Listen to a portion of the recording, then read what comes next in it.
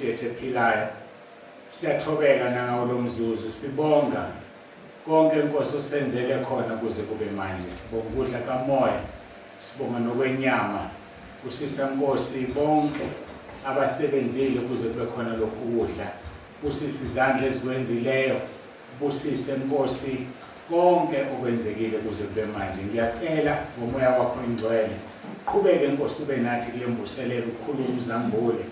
Babusise bonke Nkosi abazoza bezoma la, badlulise lokho Nkosi obathume khona.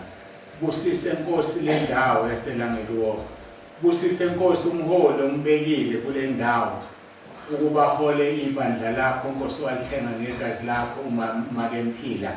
Busise Nkosi nomndeni wakhe wonke umbiyele namalungu ebandla ale ndawo abusise.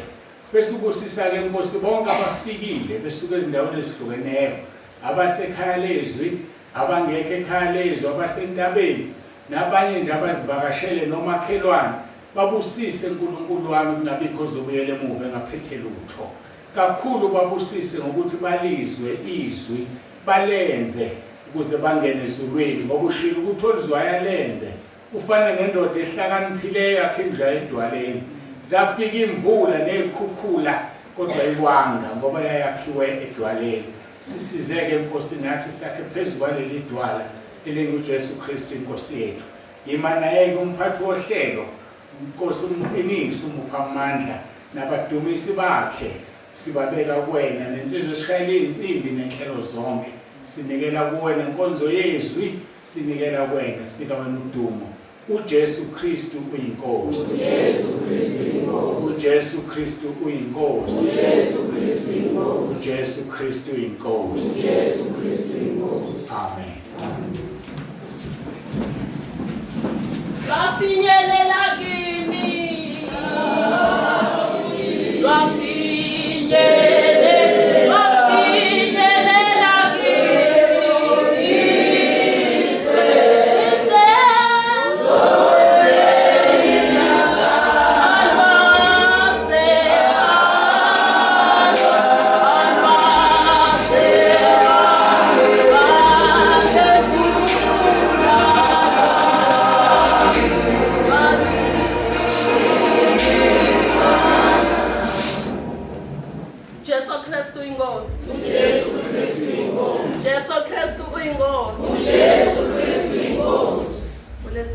manje sizocela makwethu ushema tozivusela. Ngicela tozivusela makwethu shema. Angihlabeli mina uyabhathi ukucula ngiyamanje. Shema atosivusela. Lafinyelela kimi.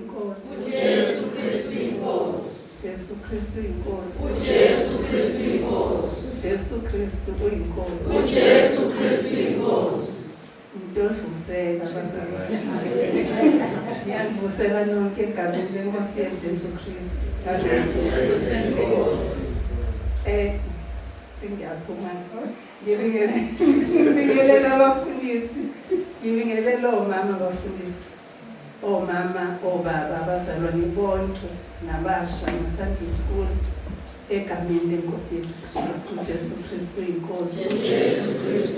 Manje uyangikhaphela lo mphathi wohlelo uthi angitovusela manje kanti ukuvusela wami kuhamba kuphela. Siyabonga kakhulu bazalwane uNkulunkulu ubaba usithwala asigcine size sifike la ngeLuphi. Siyathokoza kakhulu kuba la uthiwe singashumayeli. Kodwa ngiyakuthanda lo mhlabeleli okhuluma ngothando lukaBaba ngoba kungothando bazalwane sila sesithandiwe mhlawumbe kunezwi elithi uNkulunkulu uthando emabandleni amaningi libhaliwe lelo gama. Kusho ukuthi uma unoNkulunkulu unothando. Uma unothando kufanele ulushere. Uthando aluvalelwa ngaphakathi. Koluthando luyabelana. uJesu Kristu inkosi. Sengifundile ke bazalwane ngifikile la uthi ubaba Maseko inwele ngezokubamba amafutha. Ngiyabheka ke bazalwane bengisalokhu ngimangala ukuthi kungani inkosi igcizelela kangaka enweleni. Besithi sibalekela njengoba sesithwala sithi sibalekela ukushisa sithi sizobunda. Kodwa inkosi ayisho ukuthi asigule. Iyasho ukuthi sengikhuluma nabo besifazane. Iyasho yini inkosi ukuthi asigunde lami? Ayisho ithi inwele ziwudumbo kwesifazane. Kodwa kowesilisa uphucwa phela mangabe kukhona kwenzile. So siyambonga kakhulu uNkulunkulu ngezwi esingene ngalo la ukuthi amafutha ayahlala ezweleni. Futhi awakhuphuki aye phezulu kodwa ayehla. Kusho ukuthi uma ngabe ehla amafutha sifanele siwathole sonke. Siyambonga kakhulu uNkulunkulu Baba uthando olungaka asithande ngalo. Njengoba ngithi lwafinyelela nake imbazalwane nami mina ke ngangilutho nje lutho. Ilutho yazi ilutho. Nothing. Kwakuyimina lo kodwa ngathandwa. uNkulunkulu wangithanda khona engabi sentweni ngingelutho nginjalo. Ngangithanda namhlanje ngiyakwazi ukuthanda. Namhlanje ngiyakwazi ukukhuluma nani bazalwane. Ngiyambonga kakhulu uNkulunkulu uJesu Kristu. Jesu Kristu.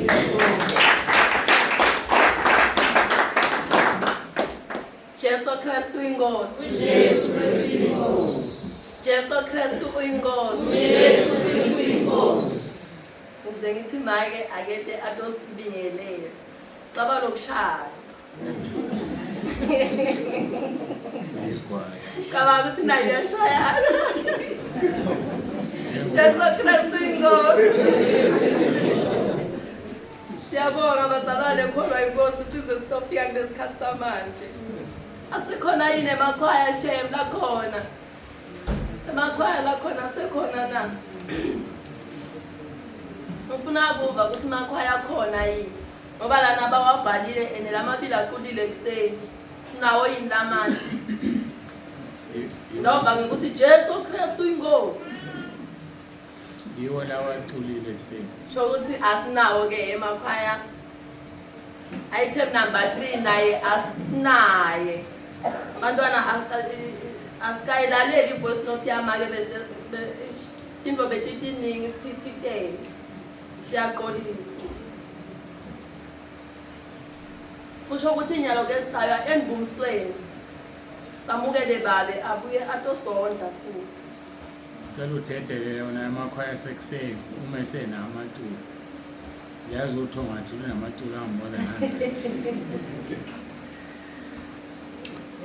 Emakhaya sekusena ngaphinza siphinde na. Yebo. Jesu Kristu inkosi. Jesu Kristu inkosi. Ufuna ukuvakala amakhaya phela ukuthi angasiphinza yini ngemqulo. Ufuna ngekuva ukuthi Jesu Kristu inkosi. Ngibinzira ngiqule ufuna ukuva ngengoma kenyanga.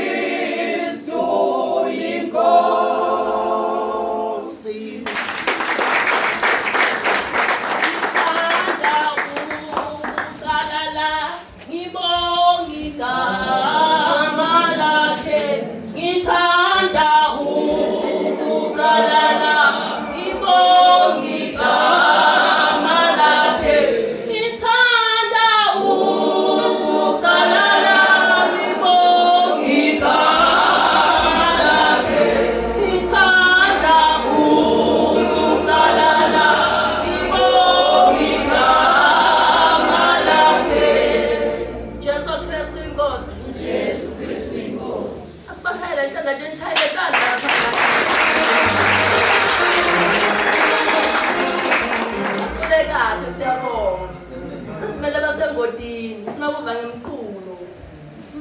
Kanye nawe Nkosi yami, kanye nawe Nkosi, mangihambe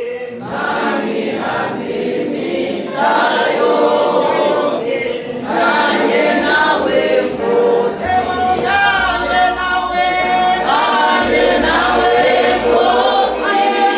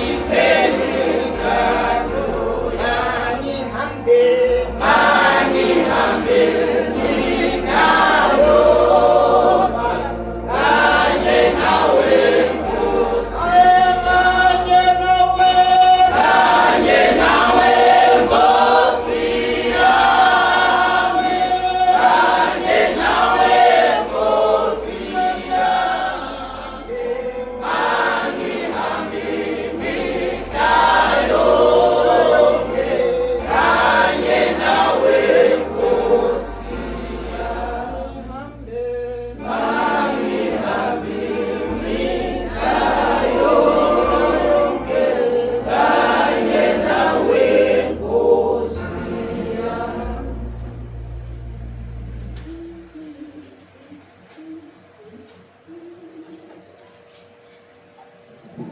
lifikile ivangeli esizweni sabazulu lilethile ukukhanya nezinhlanhla ezinkulu imikhuba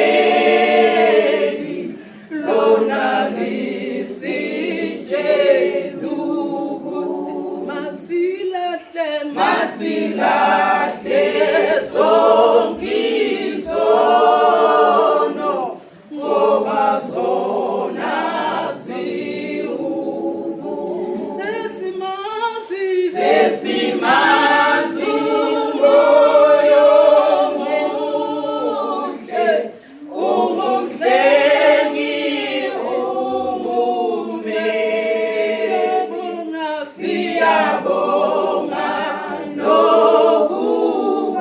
nokubonga lifikile ivangeli lifikile ivangeli sesinalithembi impela sinekaya lephezulu lapho sosiphumule ngasimuka kuleli sesinaye umbole haleluya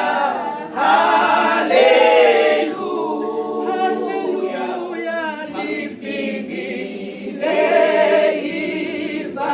ivangeli ngasimuka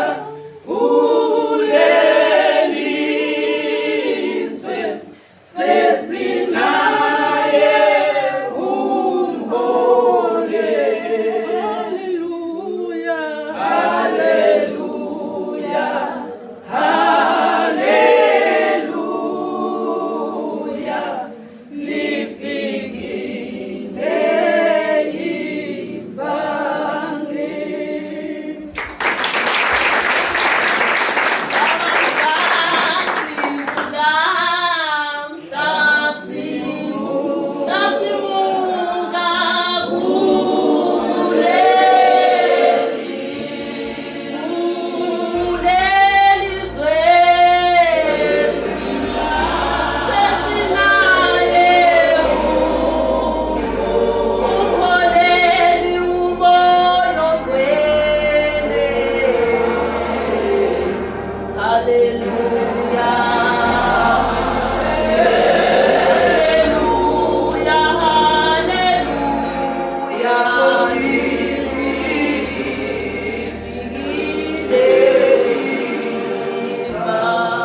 ivangeli. uJesu Kristu inkosi. Asibashayele intanda bonke abasebenzisi. Siyabonga abazalwane. Chubekela phambili. Sicela babe. Atosipida ngelivi. Ngiyacela sisi usoshiphele la. Babe aseta phambili. Jesu Kristu inkosi. Ake kofana nawe ake kofana nawe ake kofana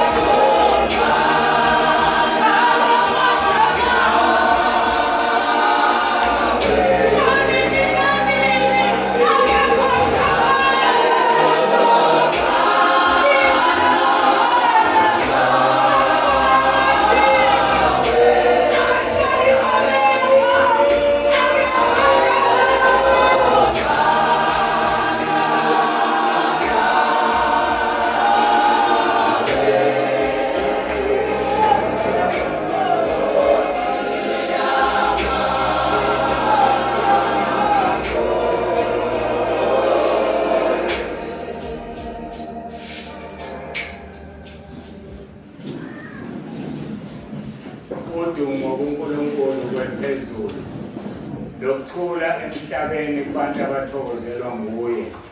uJesu Kristu inkosi. uJesu Kristu inkosi. uJesu Kristu inkosi. uJesu Kristu inkosi. uJesu Kristu inkosi. uJesu Kristu inkosi. Asilungiseke le ndawo. Kuthiwa ngengayila. Balokhethe iBhayibheli eSwazi. Sifundele. Philip chapter 2 verse 11. Sithi silungise izinto nje siyazona. Philip chapter 2 verse 11. Kubhalwe kanjani verse uma umfundo eqala? Netilimi tonke tivume ukuthi Jesu Kristu uyinkosi. Kube ludumo kuNkulunkulu longiyise. Tilimi tonke tivume tithi Kristu uyinkosi. Kristu uyinkosi. Ngiyabonga bengenza ukulungisa leyo nto. Asisho ukuthi uJesu Kristu. uJesu Kristu. Kristu uyinkosi. Yebo ngiyavuma. Ngolunye ulimi njengeSuthu iJesu Kreste kimure. But ngesiZulu nesiswazi nesiXhosa uKristu akuyena uKristu. uJesu Kristu uyinkosi. Asilungiseni ngezwi yasana. uJesu Kristu uyinkosi. Bakhona sebazi abashoyo bagqitshwa yilaba abathi Kristu. Ngaphandle manifuna nisho ngesisuthu Sitswana kulungeleke ngiJesu Kriste imorele. Ngale walokho uJesu Kristu imorele. Jesu Kristu ihosi. Angithi? Amen. Injalo nje lento, injalo nje lento. Singathi Kristu, sithi Kristu. Ayike ngiyabonga bengidlula ke lapha. Angibingeleleke bengayabingelela ngikhohlile. Uthi salile nasekuseni lento le. Ngiyayizwa lokho ivuka.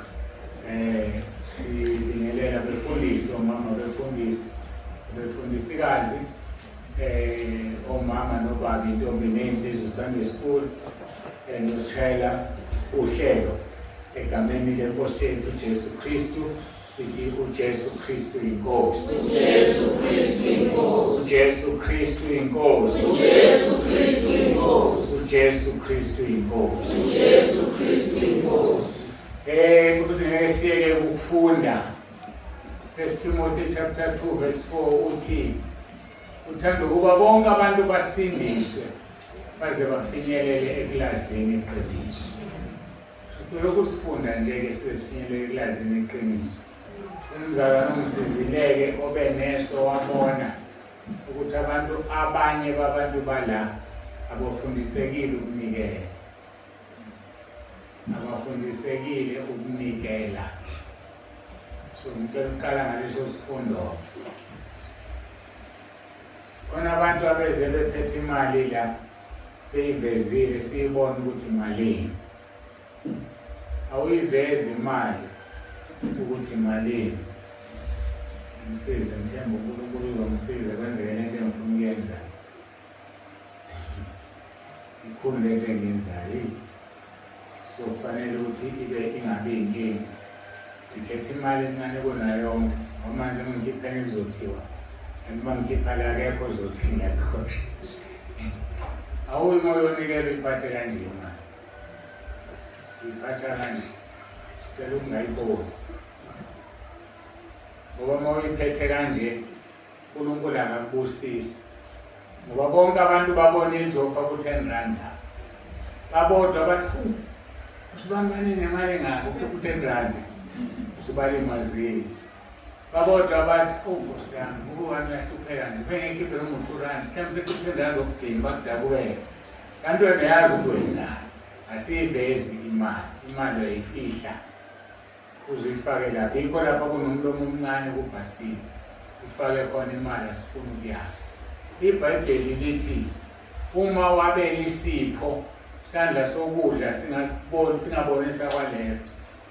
So isandla sakwa left asikho esinamehlo kusho umuntu oseceleni kwakho. akasubona ukuthi unikela ngamalini ngoba ngeke ubusiseke. Ayithi ngifuna ubusiseke, uzobusiseka kanjani uma imali usikhombisa ukuthi imalini? Kade sikhuluma ngawo ama-JJ nama-JD ukuthi imali yamenyezelo uhamba isibusiso.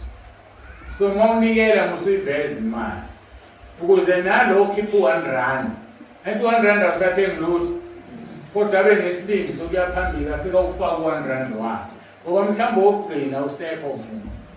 Manje lona no-R1 akasakwazi ukuletha ngoba wena uphethe u-R200 wenza nje. And lo R200 wakho uzobusiswa lo phethe u-R1 wakhe ufihla. Ake sifundeni-ke senze njani. Isifundo esinye sihambisana nokunikela okwenziwa emabandleni ayishintshe imali yokunikela. Lapho kungena-chance kubhasiketi incane. Uma uphethe u-R50 ufike ubeke u-50 uthathe u-20 u-wrong. Akwenziwa lokho. Ngoba uthatha usizi lwalo muntu obenikela u-R20 wakhe. Kusezweni lokho. Nasi isigadi izinto esizishoyo esizikhulumayo singenzi imithetho yebandla engekho eBhayibhelini. Uma ufunda indaba kaNahamani wayenoThobo eya kuSamuel wahamba ephethe ingcebo nengubo zokuphendulela igolide yonke lento. Mayifike ngaphandle eze kuSamuel uthi uSamuel mtsheleni ahamba yogeza 7 times eJordan. UNahamani ube isikhulu ezweni lakhe ephethe ukuthi hawu lo muntu lona ngidelela akafuna ukuphuma ngibone nje akaveli nasemnyango ukuthi angihambe ngiyogeza ayikona imfula ngakithi kathi inceku zakhe ethando dalalela awuyogeza ubone kuqala before complain. Wakhona abantu abathanda ukukhonona ababangeke besinde. uJesu uyeza impompothi ayiboni phimisa amathe phansi ovudaka akunyanyeki faka udaka emehlweni ababona ukuthi hey wena hamba lo muntu useqova udaka ngamathatha mhlambe basho nje asazi hey thulele impompothi ngoba kusiza ucomplain ungazi ukwenziwayo. Yahamba leNahamani wageza 7 times. Lithi iBhayibheli lithi mayiphuma for 7 times eJordan uphuma emuhle nesikhumba esifana sengane. Wajabula. Yena lo athe complain. Mayisefika ufuna ukushinga yona. Uthi umprofeti ungashiyi lutho. Ngoba womgadi umfundisi othi mosumkhulekela akukhokhisa. Ngoba uNkulunkulu usinikele lezi zinto ngaphandle kwemali. So akufaneleke nikhokhe. Ziphele nje umuntu uma umupha ngisho ungasindanga hayi ukuthi ukhokhe. So abafundisi abakhokhelwayo bathatha usizi lwakho. Wahamba uNahamani uGehazi enomona wahamba ngasese inceke yomprofeti. Afethe hayi umprofeti useshintile sinikeze okunye kanje Gehazi uNahamani ngenhliziyo enhle okukhipha. Kanti uNkulunkulu uyamkhombisa lokho mbhekeke lenceke yakho uthi inzalo. Thema ifika wathi uSamuel uphuma Gehazi. Athi sangonaza wathi inhliziyo yami ibikhona lapho kukhona. Uthoko bolukuNahamani lukuwe manje. Ngoba uthatha isifo salomuntu uthatha imali yakhe. So umuntu makunikelwa la uyishintsha imali. Uma uphethe R100 okugcina noma ungafuni unika uNkulunkulu uhlala nawo. Hayi ukuthi ufaka u50 lapho uzobuya R400 kuye no50. Ngoba ubuya nosizi lwalo muntu ka50. Siyekeke lo. Senizwileke uJesu Kristu inkosi. Jesu Kristu inkosi. Mawunikela yafihla. Mawunikela ushintshe. Ungashintsha manje sahlezi lapha mfowethu ongisiza una50 ababili ufuna ukunikela. It's fine uma isela. Mayisise sitsheni sikaNkulunkulu akuseyona yakho. Uyayeba, uyeba nosizi lwalo muntu oyifakayo. Situlo 121 esenziwe ngakhuluma. Kanti bebengidumisele kamnandi bakithi omama basela. Ngidumisele kuyacula lo mama Nkosi yami. Ngiyacula lo mama uphiwe. Uma uphiwe into kufuneka simbonge uNkulunkulu ngayo. Itulo 121 situlo itilongo lekhaya. Sikhona ekhaya nethina masingathiyeki ngaluthola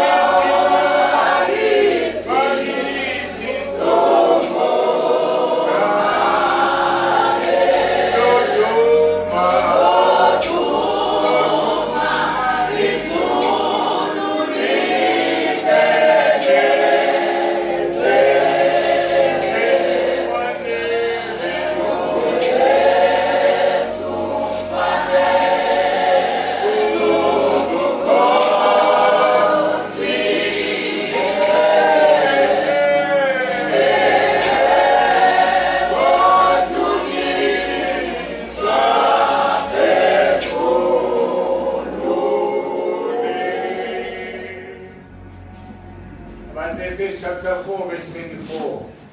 Itheme yethu yembatha umuntu omusha. Sizofunda ke bese ngiyaguqa siyathandaza. Nembathe umuntu omusha wadalwa nguNkulunkulu ekulungeni konke nasebungcweleni beqiniso. Masikhuleke.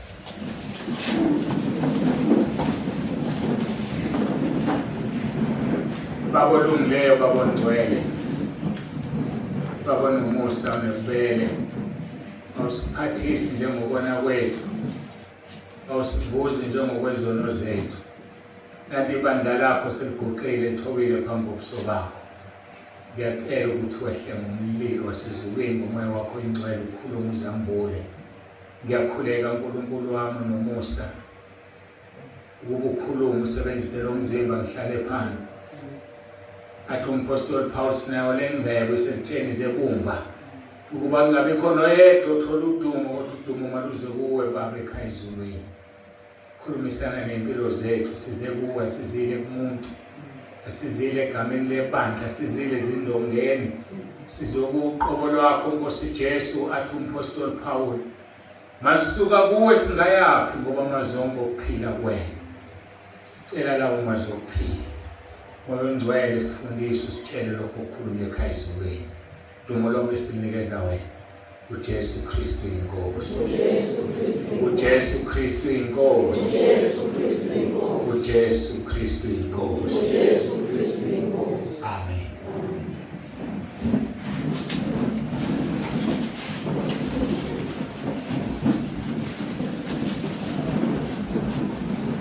Lenkonzo yethu ke number 2. Ezinkonzweni zala elangeluo number 14 part 14 Umzalwane ongamkhumulile umuntu omdala ucabanga ukuthi ucebile akaswele lutho. Kanti akazi ukuthi ungolisizi ungokuhawukela nompofu nophukuthekayo nohambazi. uJesu Kristu inkosi. uJesu Kristu inkosi. uJesu Kristu inkosi. Umuntu onjani odinga ukuhawukelwa na? Umuntu onjani ompofu nodinga ukuhawukelwa? Ngaba sibenzile ubulungiswa singam-identifyanga lo muntu. Ukum-identifya kwethu kuzokwenza ukuthi kube isibuko sizibuke thina angena nami ompofu. Wanya manje kukhulunywa nomuntu angathi ulapha kude kanti mhlawumbe kukhulunywa nami. Kodwa ngeke ngikwazi ukubona ukuthi mina uma isibuko singabhekile kimi. Izwi lenkosi liyisibuko. Onjani umuntu ompofu nodinga ukuhawukela? Engani uJesu uzwakala ekhuluma amazwi ahlukile aphambana nalento ngelinye ilapha. Lapha kuMatthew chapter 3 ubabusisiwe abampofu emoyeni ngokuba umbuso wezulu ngowabo. Kodwa manje sekuzothi umuntu ompofu ohawukela. Kanti kwenzakalani na? Phela funa siqazulule inkinga angahamba umuntu athi iBhayibheli liyiphikisa. Alikho iBhayibheli liyiphikisana. Babusisiwe abampofu emoyeni ngokuba umbuso wezulu ngowabo. Bona abampofu badinga ukuhawukela ngoba bashisiza. Ake sikuchaze umpofu ayikhuluma ngabo uJesu la. Ubaba okuthiwa kuzulu noma umdutshana mhlawumbe uNkulunkulu mayivuma soba naye enyangeni ezayo inkonzo yena sizobe sinayo eNdabankulu Eastern Cape. Ubakuzulu washona 3 days efile. Inkosikazi yakhe ayimgcwabanga ayimsanga emoshwana ngoba umzimba wayishisa. Kanti kwakuyicebo likaNkulunkulu. Kulo 3 days usesihogweni uyasha. Kulo 3 days uyaphuma ubonisa izulu. Kulo 3 days uJesu uhlala nawe uyamfundisa. Umfundisa indaba yokuthi kusho ukuthini babusisiwe abampofu emoyeni ukuba umbuso wezulu ngowabo. Intshumayelo kaJesu lesitholayo yasentabeni ngenhlanhla ke enkulu nizoza ukuthi uJesu walichaza wathini lelizwi lichazela ubabuzulu efile ngekho emhlabeni for 3 days. Uthi ke uJesu umuntu ompofu emoyeni umuntu olangazelelayo baselinganisa ngamatekisi bathi njengoba nina amatekisi emhlabeni umuntu mayenekhumbe eyodwa quantum elilodwa usebenza azikhandle afune lesibili ngoba umpofu ngokwama-quantum ufuna ukuba nawo kodwa unelilodwa. So njengoba empofu ufune lesibili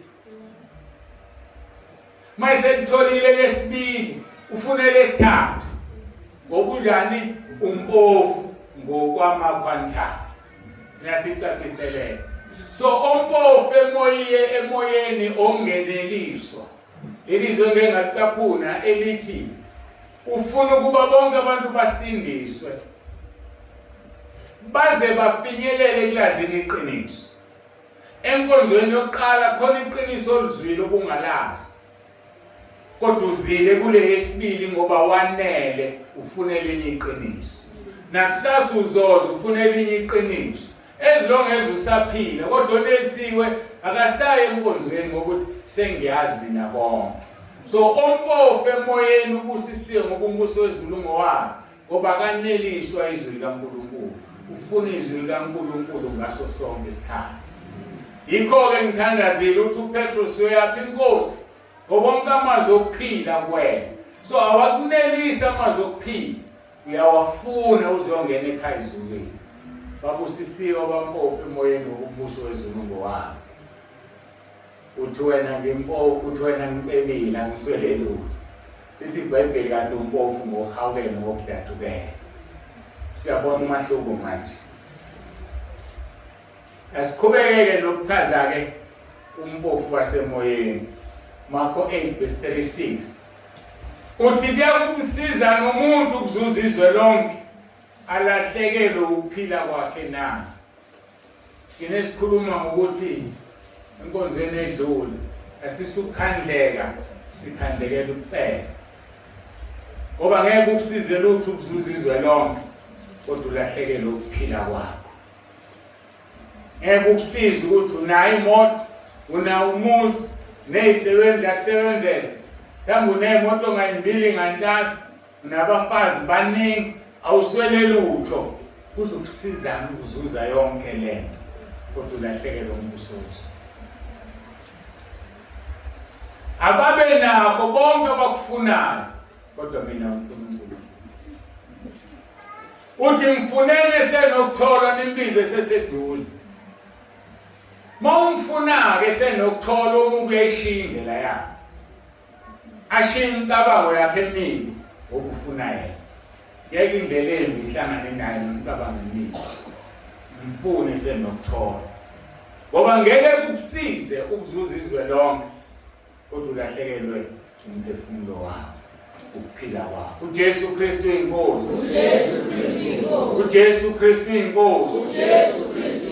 uJesu Kristu inkosi. Uthi-ke uJesu entshumayelweni yakhe uma iqhubeka kuchapter 6 esakhuluma ngengcebo. Ningazibekeli ingcebo verse 19 to 21 emhlabeni lapho kona inundu nokuqwala. Asiyeke ukuzibekela ingcebo yethu emhlabeni. Yibo laba bathi mina ngicebile ngiswele lutho kanti kungokudatsukela ulisizi. Ngoba kambe uhambaze imbathani umuntu omusha odalwe ngokaNkulunkulu ekulungeni nasebungcweleni bonke. Uthi uJesu sibekeleni ingcebo emhlabeni lapho kona lapho ningazibekeli ingcebo emhlabeni lapho kona inundu nokuqwala, where moth and rust destroy and where thieves break in and steal. Asiyekeni ukuzibekela ingcebo lapho. Kepha sibekeleni ingcebo yenu ezulwini lapho kungoni inundu nokuqwala nalapho emasele engafohli khona ebe, ngokuba lapho kukhona ingcebo yakho inhliziyo yakho iyaba khona. Ikuphi ingcebo yakho wena na? Ikuphi ingcebo yakho? Khona omunye ekhaya lezwi osilethela umbono kuleli sonto. Angisazi noma ngufakile noma ngufaka ngoba angifaki bonke ubufakazi. Instantly uyaqoqa kuze later angisazi ukuthi lapha noma kukubi. Uthi wasala ehlwithwa nebandla ngoba wacabanga izingane zakhe ukuthi ngizohamba kanjani ngishiye izingane zami. Futhi izingane zakhe zizithixo kuyena. Yomsizana umuntu ukuzuza izwe lonke ulahlekelwe ukuphila kwakho na. Yibo laba bantu abadla ukudla okungcolile bekulethelwa izingane zabo zamantombazana. Wazi kathi ingane yakhe ayisebenzi. Ibuya no-checkers intambama nebrosa. Thathe indodeni afeba nayo. Fika wena uyadla. Kodwa ibiza umntwana kaNkulunkulu. Udla ukudla okungcolile. Ngelinye ilanga uNkulunkulu wakudalula lokhu kudla wakuveza. Ngoba kuzwakala kahle masishumayela sithi udla ukudla okungcolile. Udla ukudla okungezwakala okungabukeki. Awuboni wena ngokunjani ulambile. Ngane nje mayifika nenyama, fika nama-chops, fika nama-braai-packs. Shaya sengathi awuboni kwenzakaleni. Kanti uyazi ukuthi ingane yakho kade beyidinqelelele phansi komhlane. Umphumela lokudla okudlayo. Mawubuyisa lo ngqondo uzobuka wenyanya. Babe mdala emzini wakhe ngoba kasebenza kanamali. Kudliwa izingane zidayisa umzimba. Kodwa umuntu ebethi umzalwane mhlawumbe uma nje pulpit yashumayela. Maye kuwe odla ukudla omnjalo. Funza ithempeli likaMoya Ongcwele ngazongena kuliphi izulu. Yakudalula-ke lo mama uNkulunkulu komunye umama lokhu kudla. ingane yakhe iyagula ifikile ethe igrosa la ekhaya phiwa indoda mayifike ingane ngelinye ilanga ma ngiyagula nginethumba kwi-private part ayiliqinisa ingane ihlule kokuhamba athi unina ilala mntanami ngikhame ngikhiphe lo dodo kuleli thumba lala ingane ibheke phezulu ivula imlenze ayikhama unina athi mayisakhama ithi ingane ma kunezwi elithi lento ikhiphayo la idle anyanya unina mntanami lento ikhulumayo awungiyeke wena aqhubeke nokukhama athi ma ngiserious kune-voice ethi idla lento ikhama la angithi uhlala uyidla wonke amalanga uma ngifika no-checkers usukudla lento idleke namanje kunjani uma usuzwa nomngane wakho nisebenza nawo uqomile buya ne-KFC enikwa indoda nidle nonke nawe umntwana kaNkulunkulu uyadla udla lento ekhanywa lapha ku-private part mawufuna ukuya ezulwini ekhunyula umuntu omdala mawufuna ukuya ezulwini awuhambisani nezoni ney'febe ney'phiki mawufuna ukuya ezulwini uphila impilo engcwele wazi ukuthi umzimba ukuwona ithempeli likamoya ongcwele babusisiwe abampofu emoyeni ngokumbuso wezulu ngowabo but immediately wena usuyibona ucelile ungaswele lutho ngokudacukela ngolisizi yokumsiza nomuntu ukuzuza izwe lonke alahlekelwe ukuphila kwakhe na mhlambe nawe wakwafika kuleso stage ukhula ufuna ukufunda thandana nobaba omdala khona ezokufundisa ukuthi lesitifiketi wasithola lapho singcolile umsebenzi osebenza ungcolile ukudla ukufunza ingane zakho nokufunza indoda yakho amanyala ungcolile vuma isono license wayithola wadiza fike ngayo le moto la fike ngayo le license la yokuthengwa uzozizwe likaNkulunkulu hamba uphendukile ngoba le license yodriver ngayo wayidizelwa ikhiphela imali noma ungashintsha ukuthi kwayihongeke uyithola kungcono ungabi nelicense yasemhlabeni ube neyasezulwini kunokuthi ube nelicense yasemhlabeni udrive uyela uthanda khona uyoshana esihogweni ziyavunywa izona ukuqabene noNkulunkulu yakumsiza nomuntu azuzizwe lonke alahlekelwe ukuphila kwakhe na ngiyazibekela ingcebo emhlabeni lapho kona inundu lokugqwala nalapha amasele efohla onekhona kepha zibekeleni ingcebo ezulwini lapho kungona inundu nokugqwala nalapho amasele engafohli khona ebe ngokuba lapho kukhona ingcebo yakho nenhliziyo yakho yokwakhona nansi into ebuhlungu la kukhona ingcebo yakho nenhliziyo yakho yokwakhona so-ke masinako kwaphezulu lapho uKristu ukhona lapho ekhona singakunako kwasemhlabeni uJesu Kristu inkosi uJesu Kristu inkosi uJesu Kristu inkosi ingcebo yomkaLoti yayiseSodoma naseGomora kuthiwe sekufanele baphephe bakhishwe kuthi abahambe bengabheke emuva wajika waphenduka insika kaSawuli lapho ingcebo yakhe ikhona nenhliziyo yakhe yobakhona lithi iBhayibheli Genesis 19 uJehova wanisa isibabuli nomlilo phezu kweSodoma neGomora kuvele ezulwini kepha umkaLoti verse 26 wabheka emuva but Lot's wife looked back and she became a pillar of salt. Within a minute, in an instant, he became a pillar of salt. Akubizi isikhathi eside ukuwa kodwa kubizi isikhathi eside ukumkhonza uNkulunkulu but iphutha encane oke walenza usuwile phenduka insika kaSawuli lapho ingcebo yakhe ikhona inhliziyo yakhe yabakhona asinaki lento zazishila ingelosi kuverse 15 zathi vuka uthatha umkakho namadodakazi akho amabili onawo ngoba ngenazo ezinye ingane lize lithi uthatha amadodakazi amabili onawo funa ubhujiswe ngenxa yobubi bomuzi phuma ezweni lakini kwasho njalo ku-Abraham phuma esihlotsheni zakho uphuma endlini kayihlo mhlawumbe uhlezi nje endlini kayihlo mama wakho anti wakho isangoma mkhulu wakho inyanga phuma ngoba uma ungaphumi uNkulunkulu mayese ubhubhisa lo muzi ngeke usale ngeke usale waphuma uAbraham engazi ukuthi uyaphi qaphela na uthi uphuma nobani phume nomuntu uNkulunkulu athi ephuma naye ungaphumi nangashongo ngoba ngeke akukhulume nawe uzothula uhamba nobani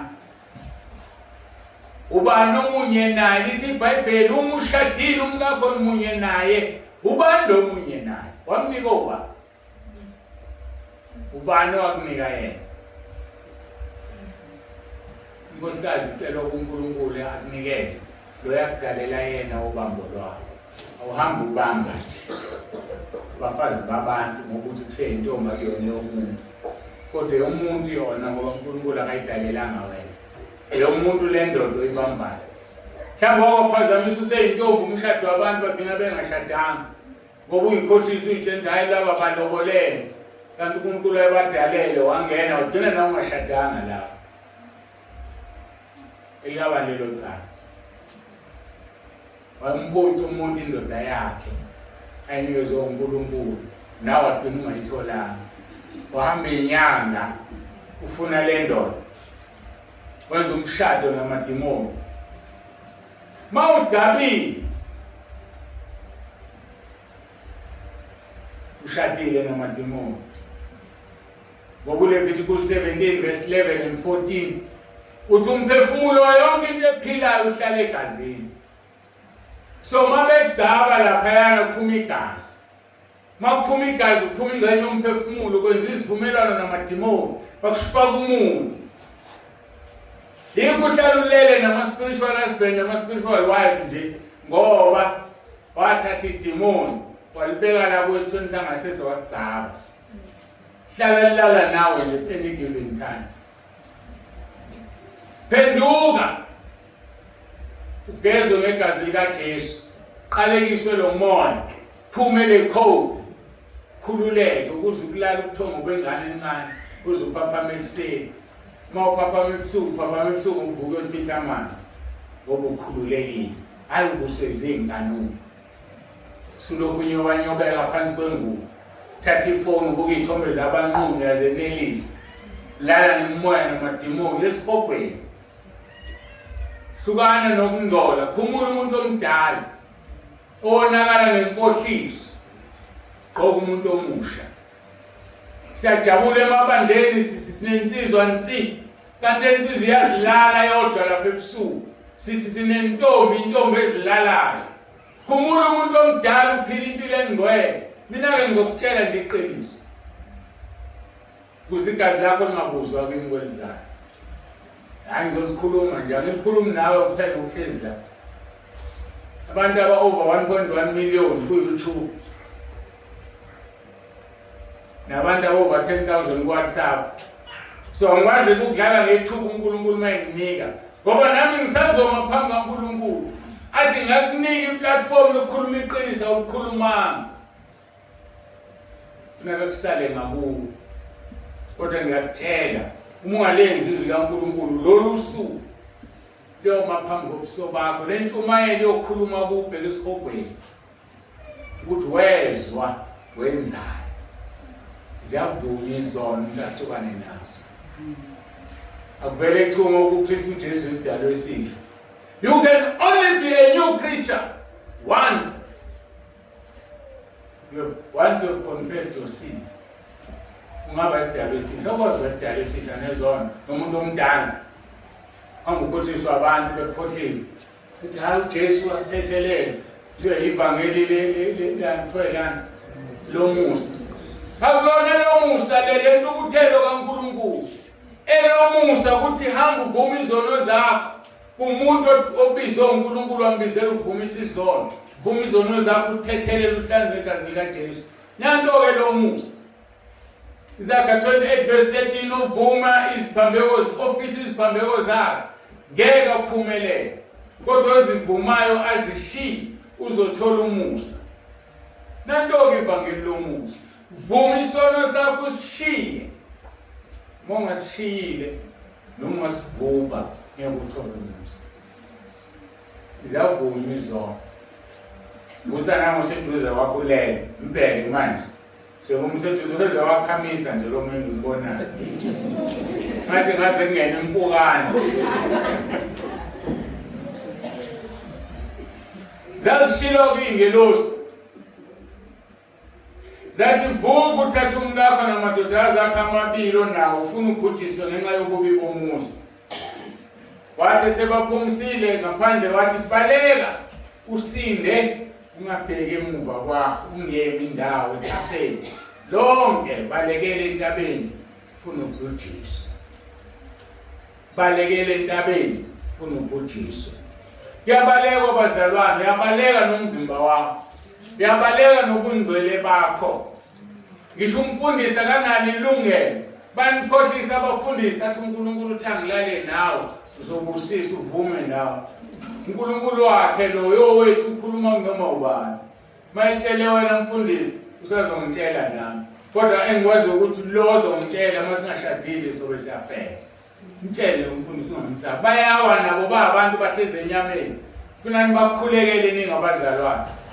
Sisebenza indaba abafundisi abayizifele. Bafundisi abaphingayo. Funeka uma umfundisi uqonda ukuthi nto libandla libukele kuwena ngoba lonke leli gazi libheke wena. Lithi ke baleka usinde. Ngoba uma ungabaleki usinde ungabheke emuva ungemi indawo balekele entabeni. Ngiyabonga kuNkulunkulu ngoba usukazi uthi wenzani mayenza into.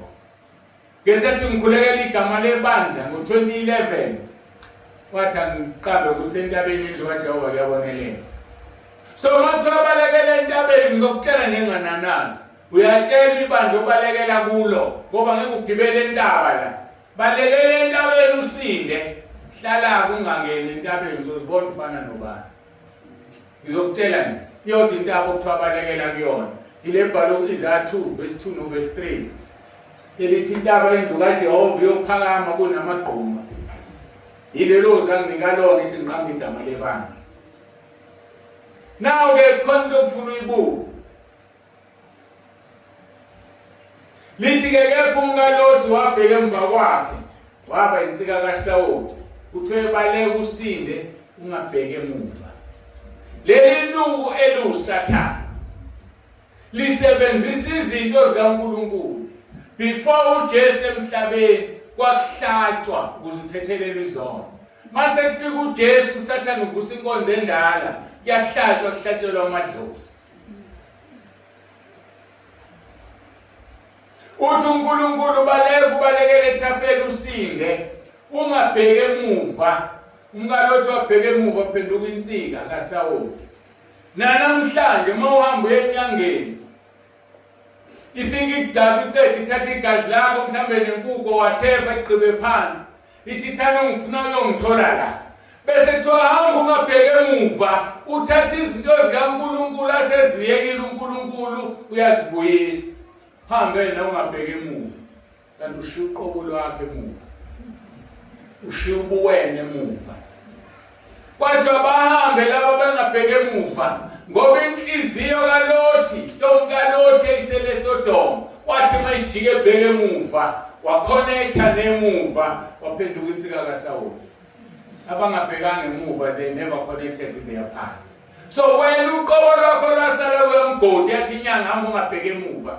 Ukuba wabheke emuva ngaba ubophekile ukubophekile ngoba uqobo lwakho lishiya ngaba walidonsa ngamehlo wakho wahamba nawo.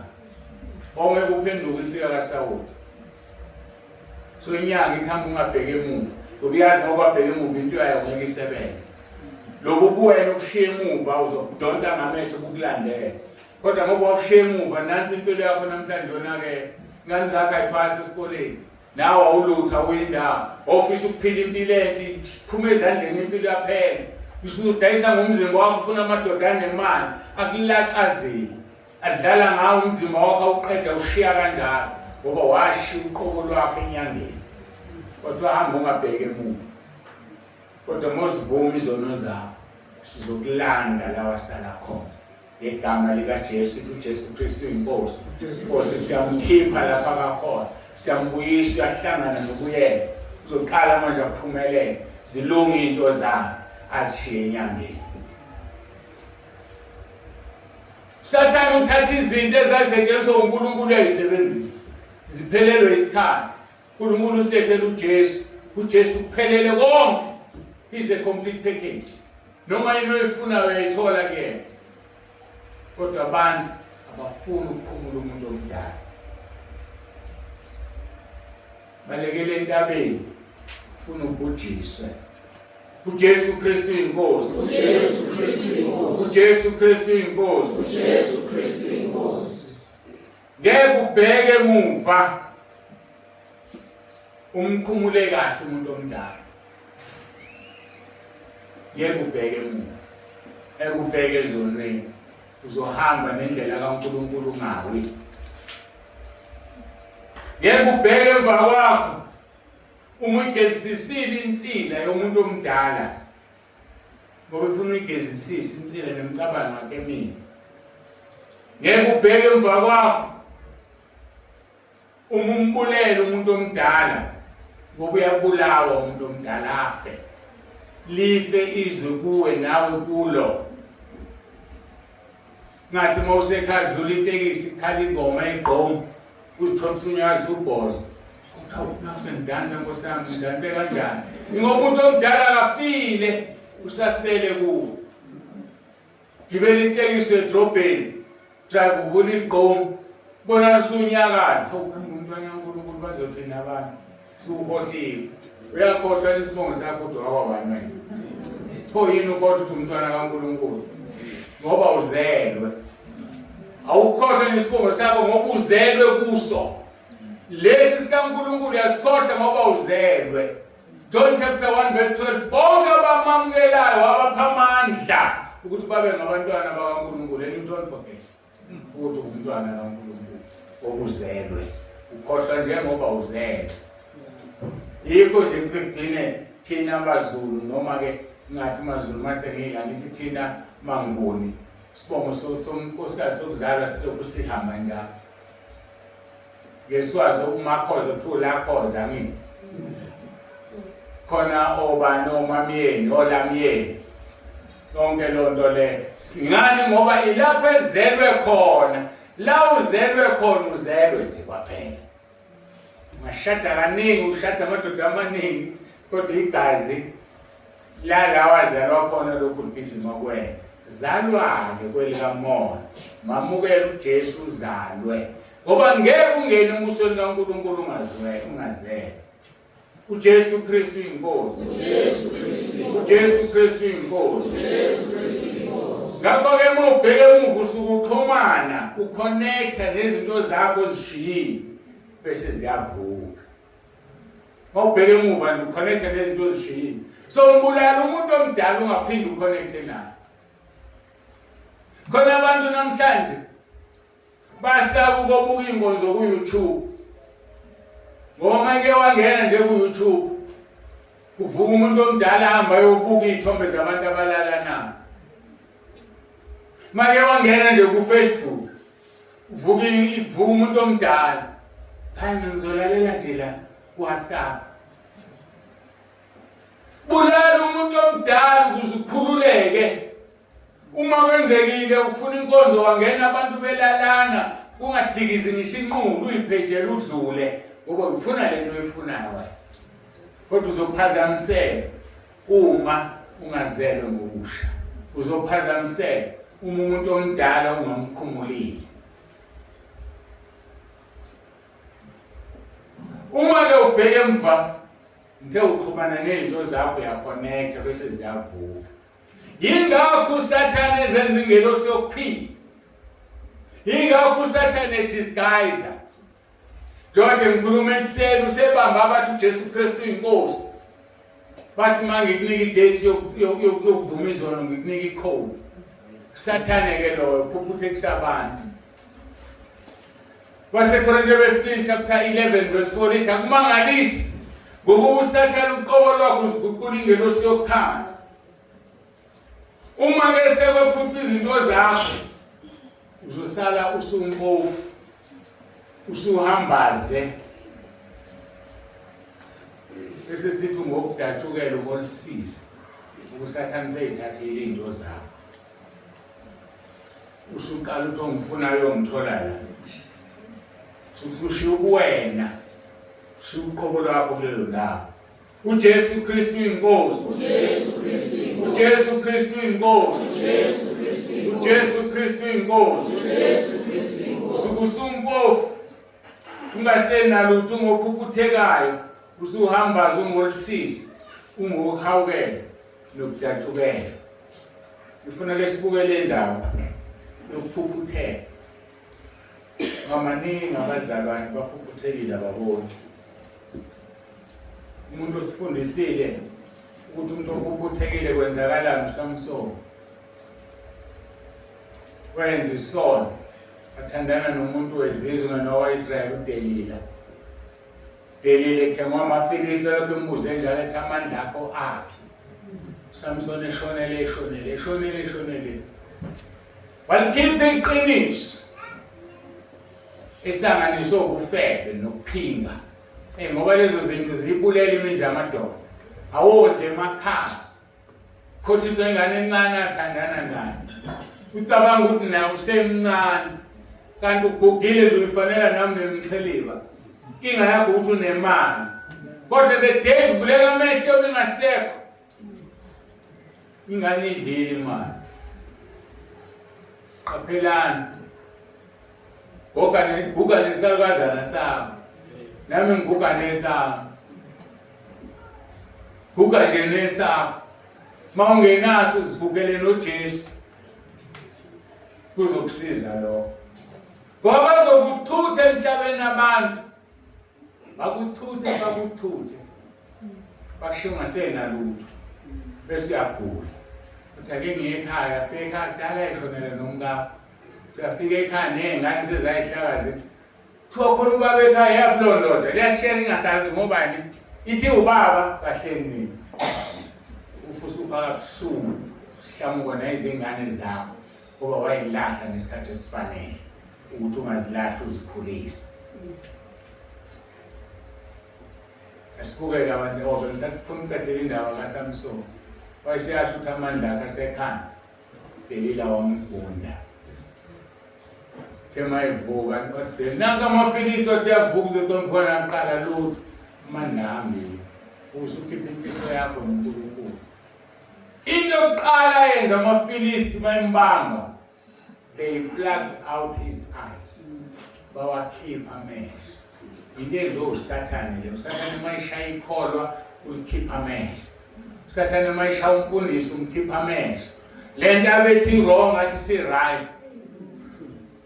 Maye sigqoka ingubo ezinde abantu abami ngihlonipha umzimba. Athi ayazi umshado ayisekho la ekhaya.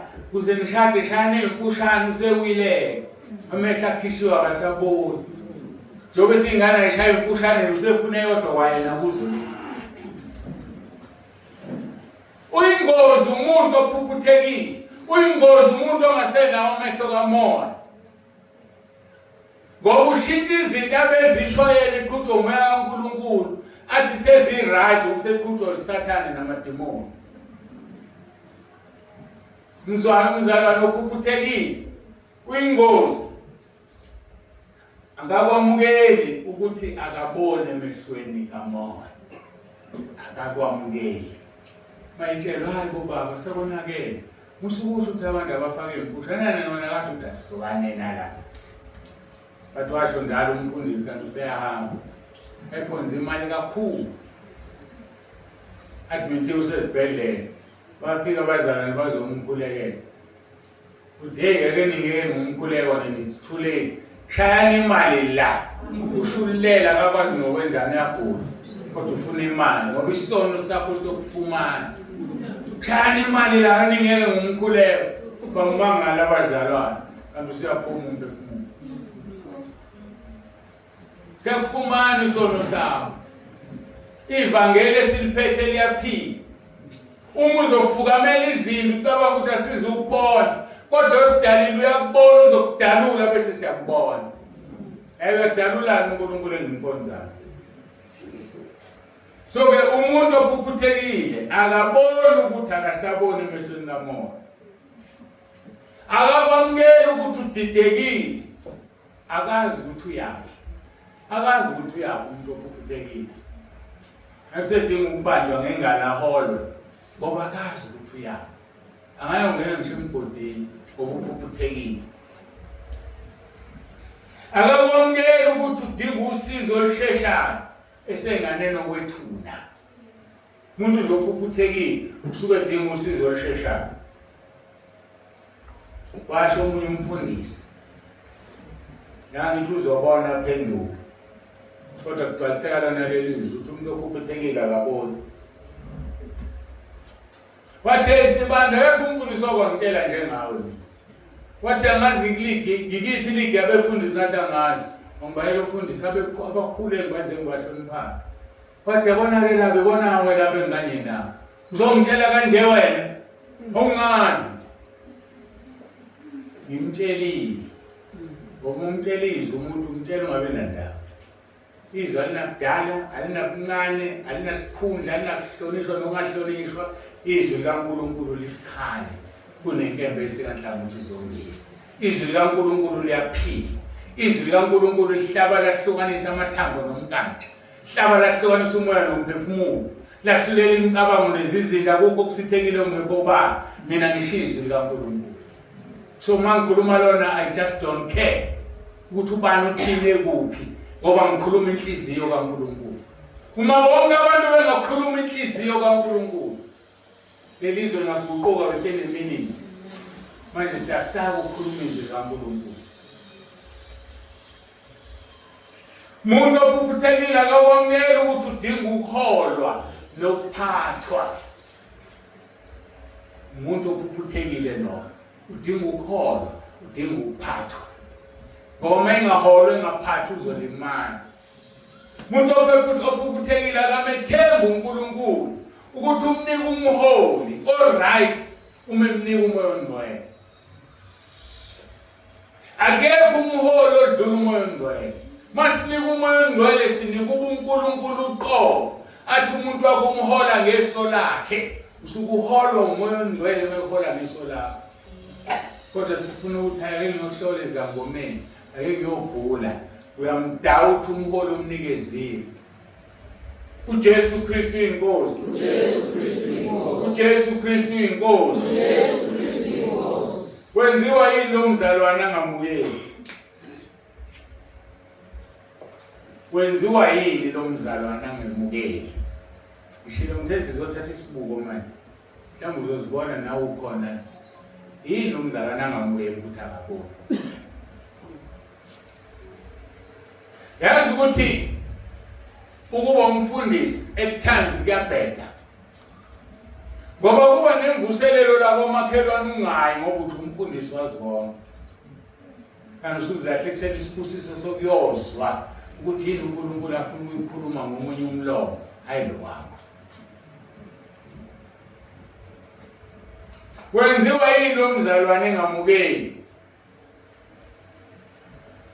impendulo kwabaseFesu 4 verse 17 ya 19 uvule nje ngoba ngizosummarize wona yobe siyaphela inkonzo ngihlale phansi wenziwa yini lo mzalwane engamukeli kwabaseFesu 4 verse 17 ya 19 number 1 uhamba njengaloko uhamba bezizwe ekuzeni bengqondo yabo in their naked mind ingqondo ize so lo mzalwane akamukeli ngoba uhamba njengoba kuhamba bezizwe ekuzeni bengqondo yabo sho njalo Hosea 4 verse 6 abantu bami bayabhubha ngenxa yokuswela ulwazi. Akemukeli ngoba akanalo ulwazi. Akemukeli ngoba uhamba njengabantu bezizwe abangqondo yabo ize ayinalo iqiniso, ayinalo utho. Kodwa uzibiza ngomzalwane. Ufaka amafashion afakwa yizwe. Ugqoka njengezwe. Azoma phambi kwebandla. Ingqondo ize. Akaboni ngenzeka bekhomba kamoya la ozompick up ambone lo muntu lo mile phambi kwebandla uphethe ubufebe nokuphinga nobunja. Inja imazi unini. Mase iyakhula nje ukhwela unini. Phethe lo moya. Number 2. Kwenziwa yini angamukeli kuhlwile engqondweni kumnyama. Athi umpostoli Paul kwabaseKorinte besibili chapter 4 verse 6. Kwafi uNkulunkulu owathi akuvele ukhanya ukhanyisile inhliziyo zethu. Umzalwane kufanele abe nenhliziyo ekhanyayo. Umzalwane kufanele asebenzise izwi. Athi obhala iHubo 119 verse 105.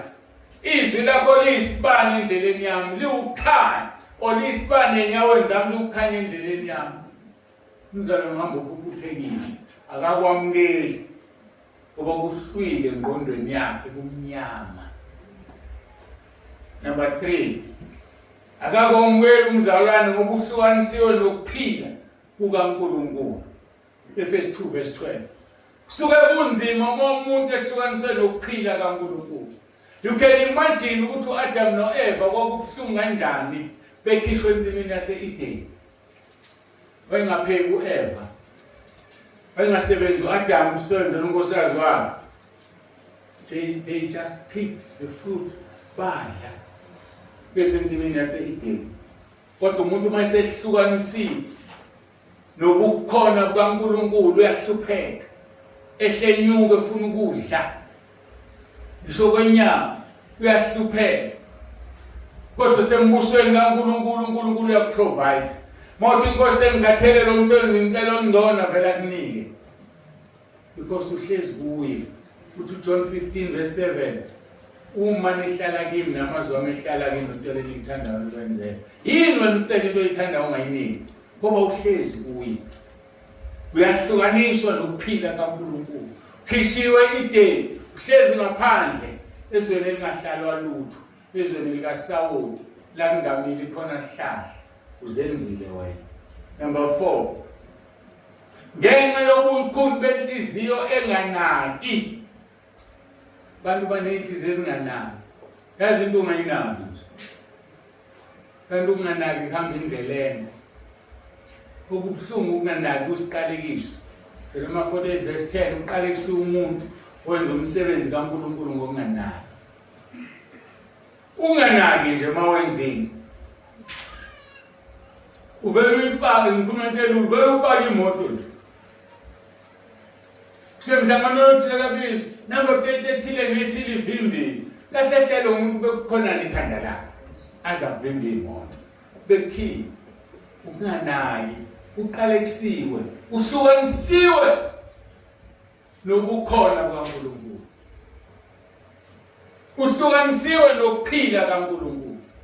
Nonkulunkulu ngezinto ezincane ungayinaki. Uyibhakele imoto nje la. Kanti ubhakade ufuna ukubaka ukuthi makhona okuphumayo la angivimbile. I-right unakile. Awuvele ushile. Mawupheke uvele upheke nje. Awunandaba ukuthi uzodla abantu. Bakomplena kwakukile ukudla kwani usawuthi omningi kanjani awunandaba uvele wapheka ngathi uphoqile. Unganaki kuyisono unganaki. Akusona isono kuphela yaqalekiswa. Njengoba ngilisho Jeremiah 48 verse 10 ukuhlala engqondweni yakho. Qalekisiwe wenza umsebenzi kaNkulunkulu ngokunganaki. Abesethu bese liqhubeka lithi nobhodla inkemba yakhe egazini uqalekisile. Kodwa inkemba egazini ungakhuluma iqiniso manje laphambi kwethu. Athi uNkulunkulu mayithi kukhuluma ngesifebe. Uthi hayi umuntu angayiphathi nje kahle uhloniphe igama lokufebe. Febe kufebe, isono siyisono. Masihlobise kusihlobisa sifakane esihogweni. So mangalibizi mina ngigodla inkemba yami egazini. Ngoba khona ngizothi mangilibiza asha madimoni. Ngoba ngilibiza ngomoya kaNkulunkulu. Khona mase ndayazi umuntu ayiphathe kabi, angathembeki umkabi. Dimoni alishi ngoba ngiyasinesa isona sineswa. But ngiunderstand khona abafundisi abancane. Umfundisi omncane uyakhuluma uyahlonipha abantu abadala. Awakhuluma amagama abathulu. Lo muntu ozamncane uthini la phakathi kwethu? Ngicela abantu bohlale beyabantu. uJesu Kristu inkosi. uJesu Kristu inkosi. Kuzo number 5. Enkolo ukuthi lokugcina. Ngenxa yokuthi umuntu ebuthuntu uzinikele emanyaleni ukuze asebenze ukungcola konke. Umuntu babuthuntu angakwazi ukwamukela akwamukele nje kalula angaboni iphuthu ukuthi akabone emehlweni impumputhi. Ngenxa yokuthi ubuthuntu uzinikele emanyaleni ukuze asebenze ukungcola konke.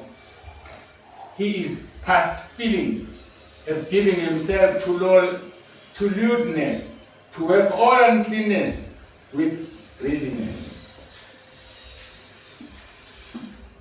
Ngakho-ke umuntu ongamukeli ukuthi ubuthuntu, ongamukeli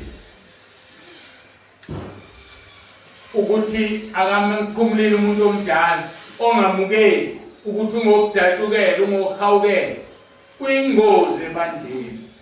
Uyingozi ebandleni, uyingozi ebranchini, azabe ingozi emndenini wakhe.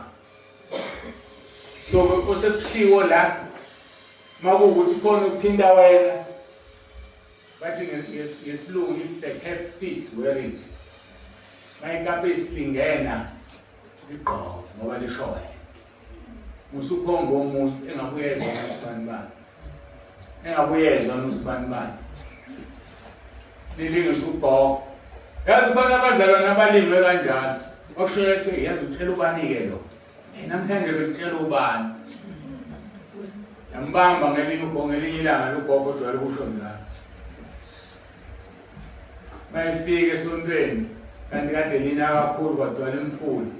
Vele fika ugogo yedwa ebandleni esonto. Umfundisi ushumayeza.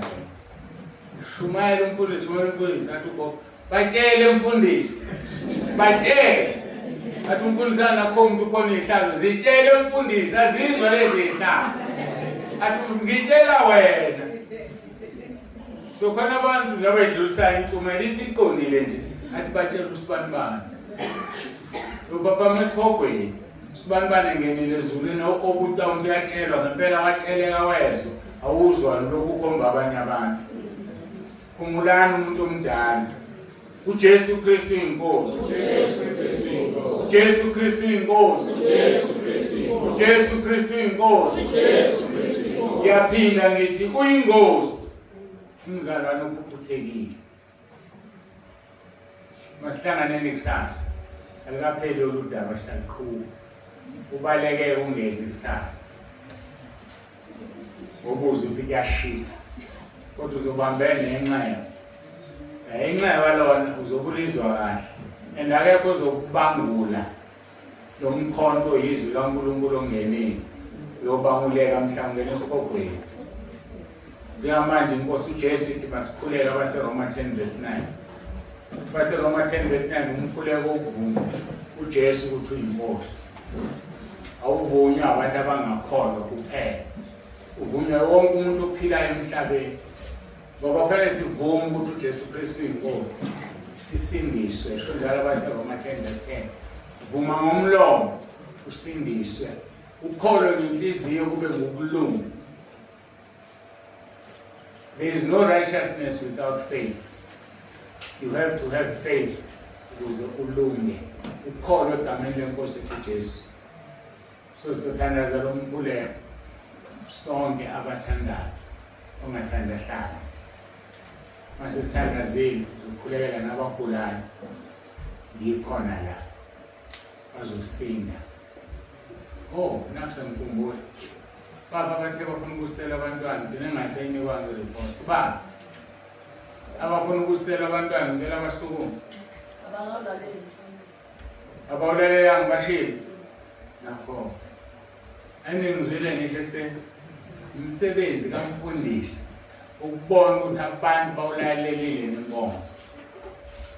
Makuwukuthi uyifakile nje egroupini awazi uma balalelile.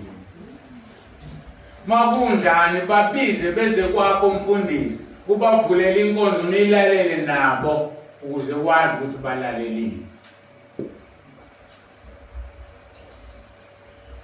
Abangayazi lenkonzo abayifunayo iceleni kumfundisi wala ekawuzoninika usiyayazi ayishongo ukuthi ufuna ukulalela abantu afuna ukuzwa abantwana kuphela kodwa bonke abantu abayilalela wazi bakhona uzoyifunda la enye yenziwa kuwe umncane enye yenziwa uwe enganeni yakho so kusemqoka ngoba manje ngibusisa ingane la kanti lezo zona zivunyiwe yophuma yona kakhulu idlule wena uma wena wazala ingane ezintathu ezinobaba abahlukene yozala 10 mhlambe enye ezinye zazi bazale endodeni yakho baba wayo bazale umfowabo ngoba weqale into engithi before kusisingane lalela inkonzo yaseGreat Town uNkulunkulu wayekhuluma lapho kuso abantu so ningayithathi kancane angimbhabhadisi umuntu ongavumeli izono kodwa ngeke ngikukhuze uza nesono sakho kodwa uzozibona uzofana nobani emva kwaleso sono emva kwalo mbhabhadiso uyofisa ngathi ngabe kuthiwa uzalwanga ngimbhabhadisi umuntu onesono kodwa waza nasono sakho ukubhabhadisa komzobona ngoba ngithanda ukufunda ngokubona vangele ngiliphethe akulona noma yini ngaliko uNkulunkulu ezandleni Ngangithe ngabizwa umshunyayisi wami so into engiyinikezwe kanje ufuna ngiphathe kwekhansi zamantungu engadlali ngayo kodwa wena mawufuna ngidlale ngayo umphumela uzoba kuwo ayikimi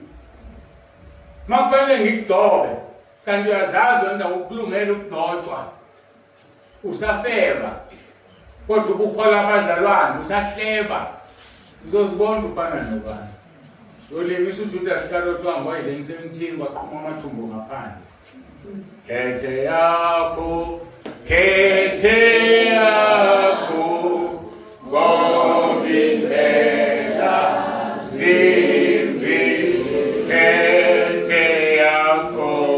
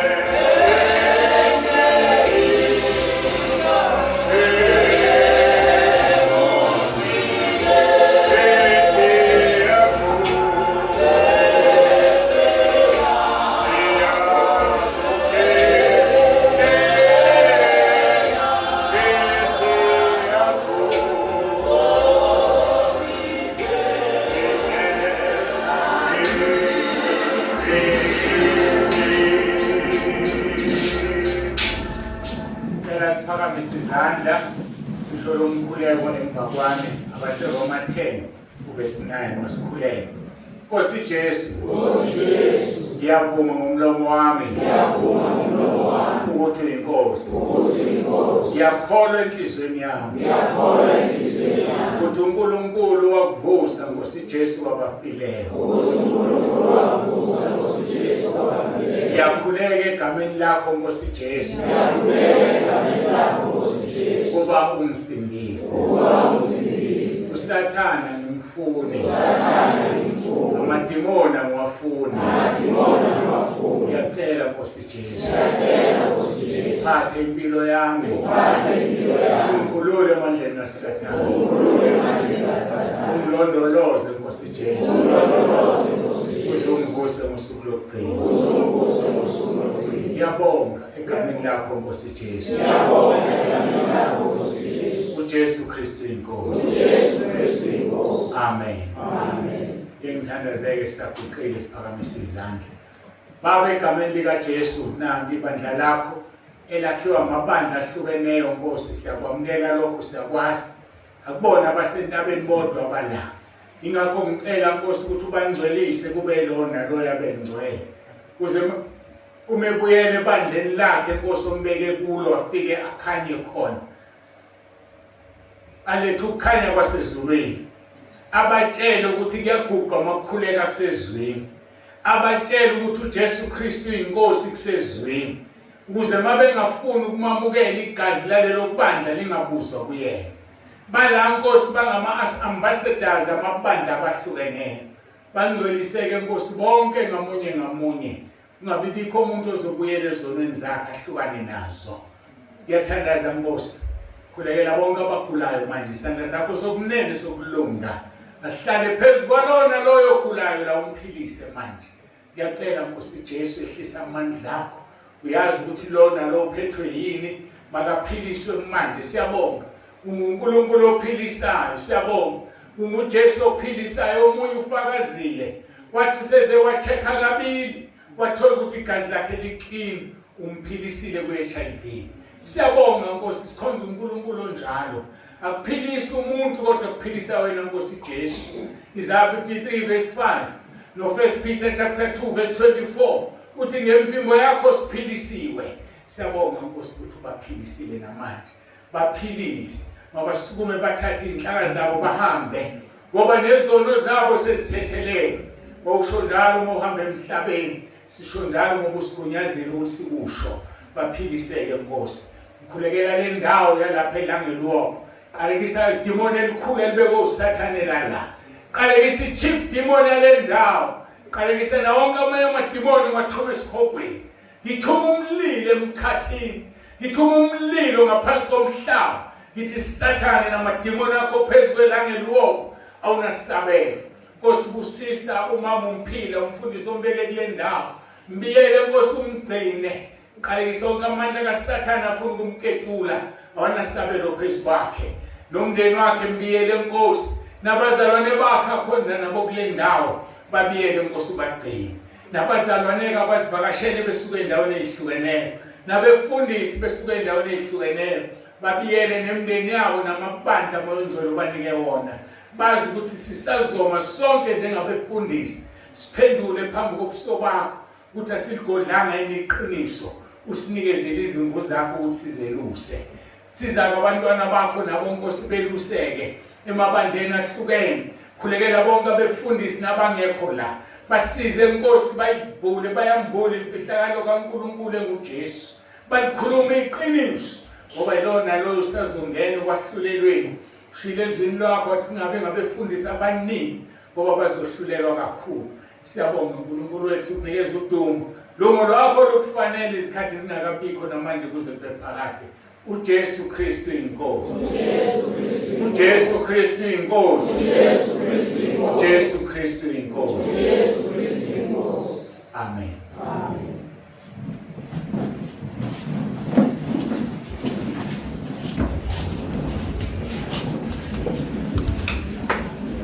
Kalo lona lolusuku evukile, abenkosi bethothiswe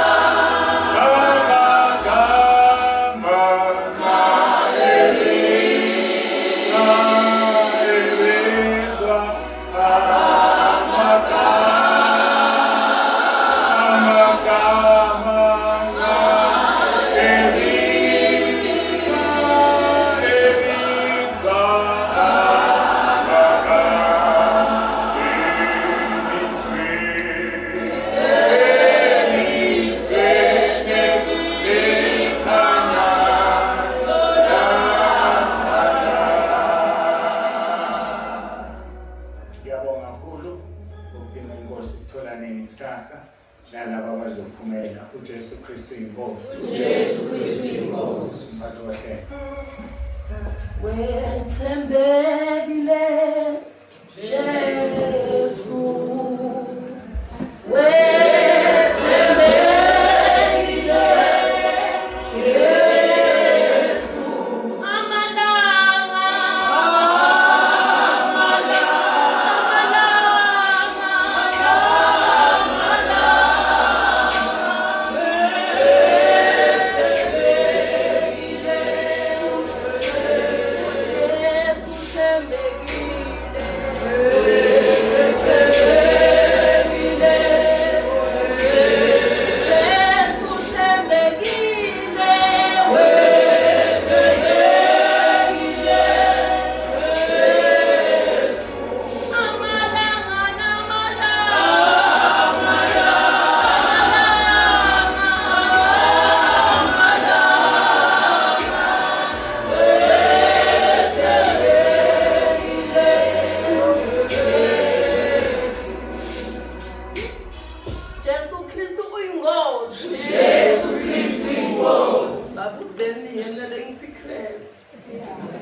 Jesu Kristu uyinkosi. uJesu Kristu inkosi. Sesifike emaphethelweni bazalwane. Siyabonga Shem ukuthi sibambisene sabamoya munye. Nelihlazo la MC nangalibo. Noma nilibonile nimgqolelile. Jesu Kristu inkosi. uJesu Kristu inkosi. Ngivema ke athi kuna banana ngalana ne-orange. Uthi nasiphuma singathatha sihambe sidla ngendlela. Sengidawucela ukuthi babe Helen.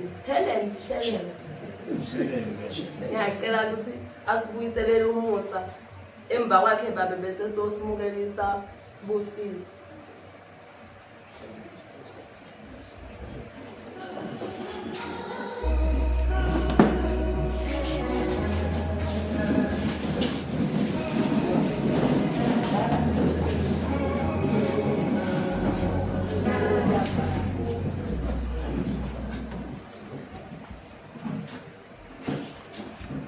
Baba wethu osezulwini, Baba wethu ongcwele, egameni lenkosi yethu uJesu Kristu inkosi ephilayo.